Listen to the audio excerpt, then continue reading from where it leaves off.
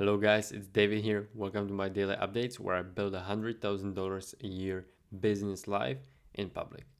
Now, how these daily updates normally go is that I go through questions, then through some YouTube stats, and then through some strategy and life work. But to be honest, there hasn't been much happening on the business side lately, and it's been more in a maintenance mode. And the reason is simple. The reason is that I'm in the middle of a university exam period. So a lot of my bandwidth, a lot of my focus is spent on that.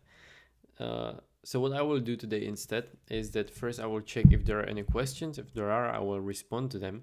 Then I will do my YouTube stats, and then I will just talk about university and how to study effectively, which is something some of you may find useful, especially if you're trying to combine university or high school with business and you're trying to be effective at studying so you have more time to use towards your business.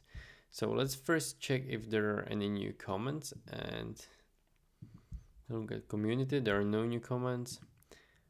How are the analytics looking? There was kind of spike in the views and then it went down again completely, but it's fine. It is what it is. It's interesting that the first video by far is getting the most views actually. And it makes sense to a large extent, right? In these videos, I just talk about random topics. In the first video, I'm providing a lot of value. I'm talking about a certain automation challenge. But I still feel like this kind of videos is useful, at least for me, to keep track of everything. What I will do though is do the YouTube stats. Once I'm here, it's May 22nd. One thing that I'm struggling with is that I feel like the time is going faster and faster, and I don't know why, but it feels like I have less and less time to actually do stuff and accomplish stuff, which kind of feels weird and I don't like it. I need to figure out if there is a way to get rid of that.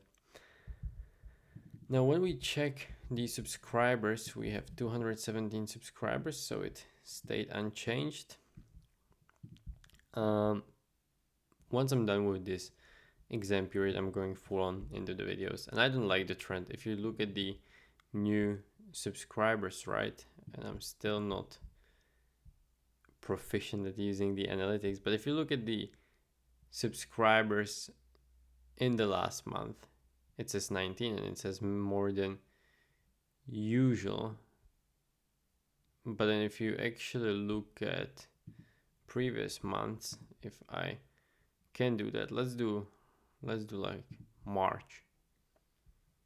If we look at March, I actually got 58 subscribers, right? Then in April, let's see if we still had the momentum, I got 44. And now I only got 17. So we can see that the trend is going down, which is problematic, and I need to work on that. But anyways, the topic of this video is how to study effectively. First concept, I guess, that I would like to talk about is the 80-20 rule, right? And it's something that you probably heard of, but it's the concept of, it's interesting, why does Investopedia have a page about 80-20 rules? Interesting. What the 80-20 rule says is basically that 80% of your results come from 20% of your actions. And I think this whole rule is very anecdotal. It may not be exactly 80%, it may be more, it may be less, depending on the cases and on the scenario. But I guess what I'm trying to say is that in terms of education, right, you have the scale, and let me find somewhere this. So let's say here is F when you're failing, and then here is A, or let's say A plus, right? The best kind of grade you can get at school. And let's say you were studying for an exam, you're starting at the F mark. This is your current level of knowledge. Now, it may take you 1 hour of studying to get to D, right? Then it may take you, I don't know, 3 more hours to get to C. Then maybe 10 more hours to get to B. Let's say this is 10 more hours. And then maybe 15, 20 hours to get to A+. Now, if you look at this rule, it kind of describes what's happening here. Let's say you're trying to get, the middle grade, trying to get C. What you would need to do is just study for 4 hours in this scenario. And you would reap half of the benefits with spending only 4 out of, and let's calculate this total, it would be 29 hours. So you spend maybe something around 15%, 18% and got maybe not 80% of the results. You still got a C, but you got 60, 70% of results. And this could also be called as diminishing returns, right? Diminishing returns. So basically, the more you're trying to get to some 100% outcome, because A+ would be 100%, right? The more you're trying to get to 100% outcome, the more time incrementally is it going to take for each unit of your improvement. So that's the first thing. You got to decide if you're trying to pass the school and you want to focus on other things in life, like business or whatever, or if you're just